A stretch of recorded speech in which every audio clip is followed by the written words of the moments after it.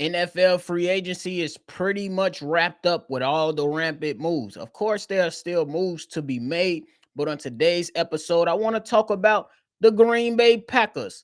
Will the Green Bay Packers' lack of urgency during the NFL free agency period come back to hurt them in the 2025 season? Y'all know I'm going to talk about it and break it down right after this. Welcome to your number one spot for all NFL news and content, NFL Central.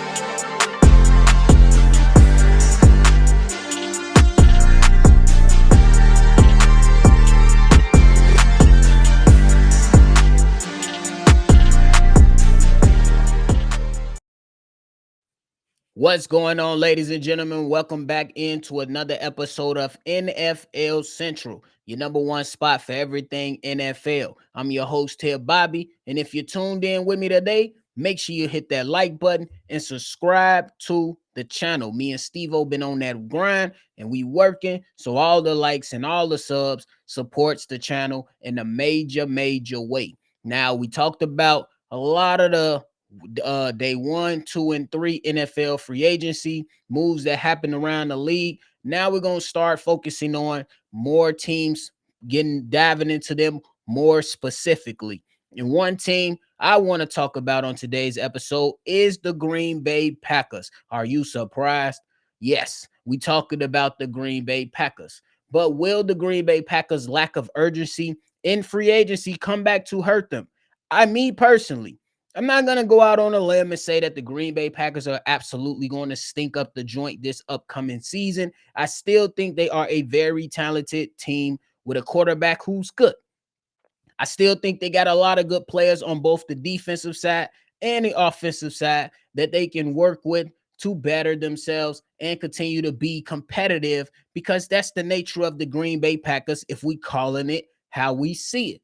But the thing is that when you break down and you look at some of these moves that has transpired around the league, you say, damn, Green Bay, you needed to do a little bit more in free agency. And I understand that they don't have a lot of cap space to operate with. I understand that there are some things that they had to figure out when it comes out to the sake of their team, and they don't necessarily go out and make crazy moves.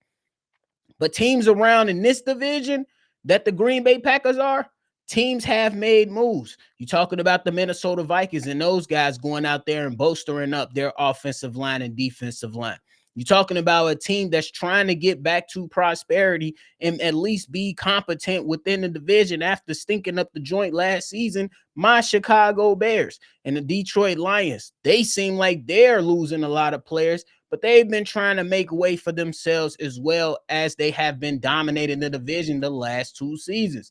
But more specifically, you look at Green Bay Packers and their current situation is kind of a head scratcher if we just being objective about the sake of the NFC North and this team, more specifically, the Green Bay Packers. Now, we already know that they made a couple of moves during the free agency period that you'd be like, okay, cool, it's a decent move. You know what I'm saying? Well, it's probably a good one. And I think one decent move that they made was Nate Hobbs. I am not a big fan of the player, but I think it was a solid move.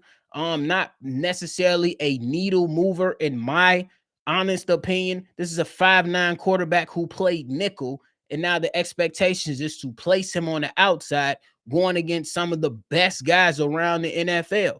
And I'm not saying that he can't go out there and get it done, but I have to see it be done to become a believer in a guy like Nate Hobbs, who was a nickel and now moving outside, who's going to have to guard guys like Amon-Ra St. Brown, guard guys like Justin Jefferson and Jordan Addison, guard guys like DJ Moore and Rome Odunze within their division before they can talk about making noise around the NFL.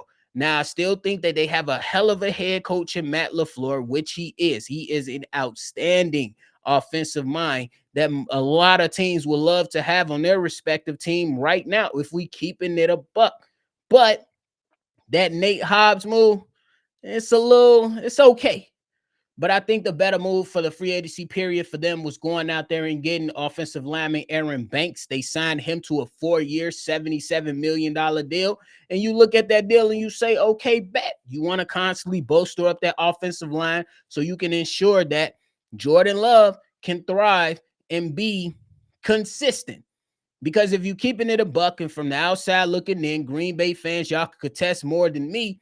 And you look at it and you say, hey, Jordan Love has had some hot moments. He has had a lot of cold moments as well. So you want to see a more consistent Jordan Love, especially after giving him the bag.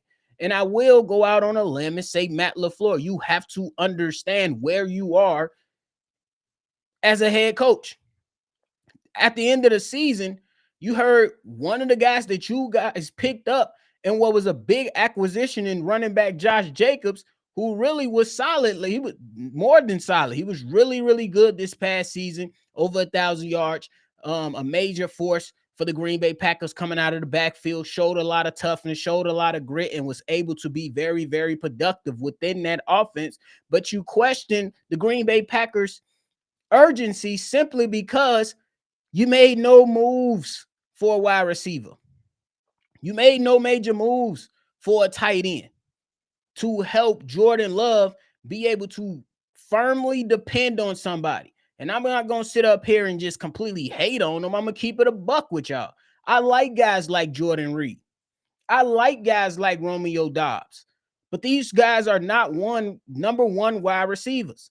And you see teams move a Deebo Samuel for a 5th round pick.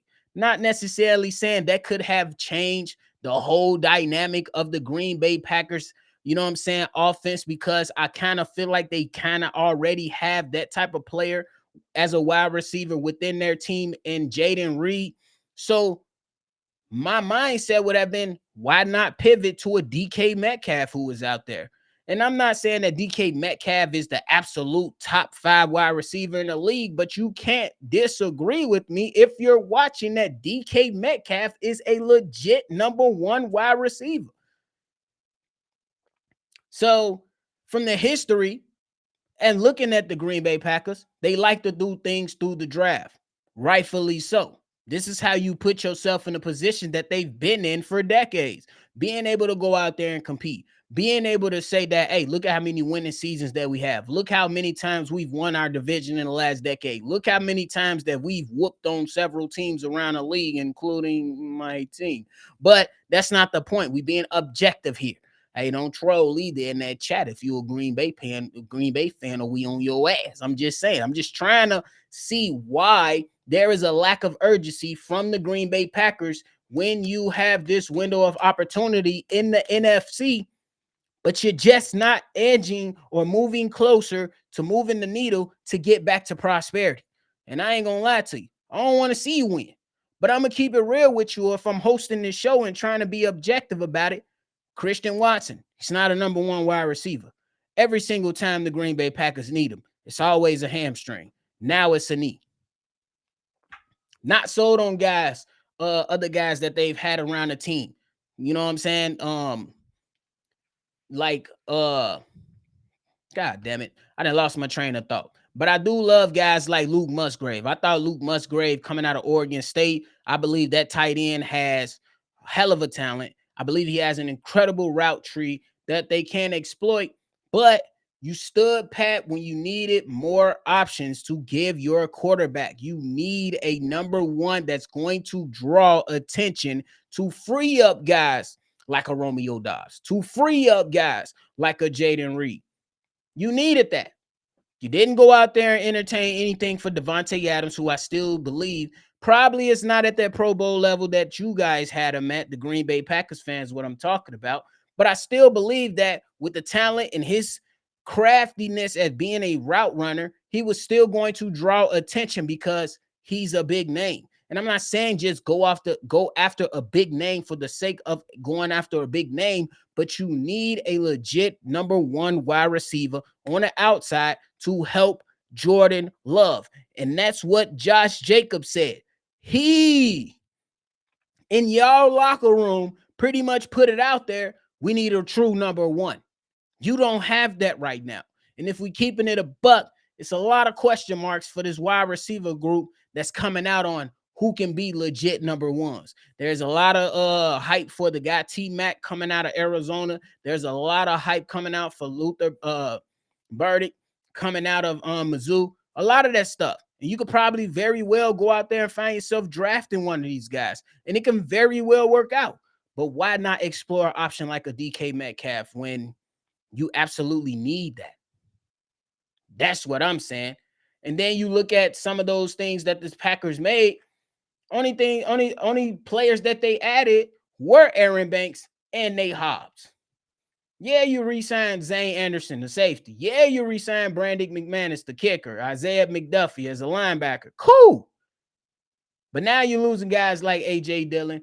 Josh Myers, the center, goes over to New York Jets. T.J. Slayton, defensive tackle, goes over to the Cincinnati Bengals, and you lose another cornerback in Eric Stokes, who you have to replace because we already know that the rumors surrounding Jair Alexander is just not that damn good right now.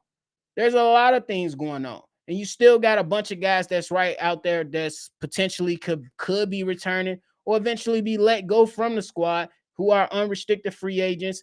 And y'all know better than me about them. But you need more juice on that offense to help cover up some of those deficiencies for your quarterback. The inaccuracies, the wild throws, the prayer throws that's been thrown in the air from Jordan Love. Now, if you give Jordan Love an opportunity to throw some of those prayers up to a DK Metcalf, 9 times out of 10 or more so than not, you give yourself an opportunity.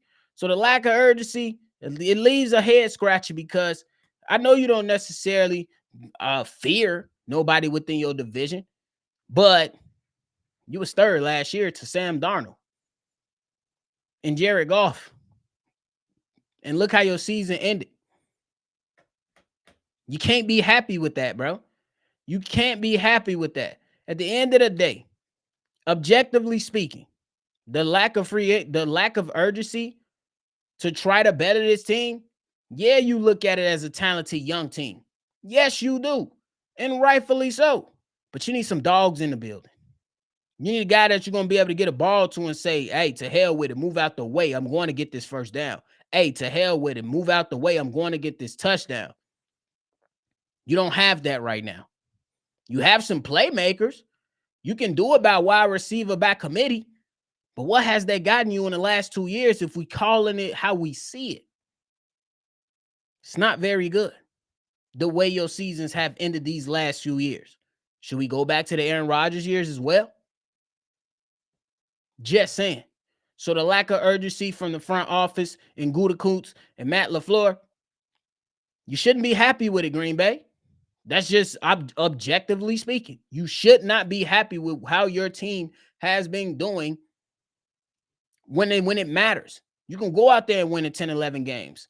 But do you just want to win 10, 11 games just to go out there and score 10 points versus the Eagles in the playoffs? What? Do you want to go out there and be the first seed and then get whooped on your home field by the 49ers? No. You should be trying to improve the team. And if you are a true believer in Jordan Love, give him something that he can lean on and depend on as a number one wide receiver. As a number one. And it doesn't necessarily have to be a wideout. Obviously, you want a good number one wideout, and I still believe you need that. What about the tight end position? And everybody can't be compared to a Patrick Mahomes, but tight ends are very valuable if you use them correctly, if you find the right guys. If you have a number one as a tight end, and then maybe you can play around with wide receiver by committee. But you don't have a number one wide receiver. You don't have a number one tight end either. So the lack of urgency might come back to bite them in the ass. They finished third in the division last season. I'm not going to go out here on a limb until we see until we receive more information in this draft to see how it's going to look in free agency. Yes, the moves have dwindled down a little bit, but we shall see. But that is it for me today, y'all. I appreciate y'all for tuning in to another episode of NFL Central. Make sure y'all hit that like button and subscribe to the channel. Drop your comments down below. Let's have an honest, objective conversation. I know you see the hat. I know you see the team that I root for. But what about the team that you root for? Let's have an objective conversation in the chat and keep it a buck. Don't pussyfoot around this. You know Christian Washington ain't no number one. You know Jaden Reed ain't no number one. You know Luce Musgrave ain't no number one. Can they take step forwards? Absolutely. But as it currently stands, you had an opportunity to bring in Devontae Adams. You had an opportunity to go out there and get yourself a young DK Metcalf. You didn't. Gutekunst continues to sit on his laurels. We'll see what happens at the end of the season. But that is it for me today, y'all. I appreciate y'all. Make sure you tune in to the number one spot for everything NFL. Peace.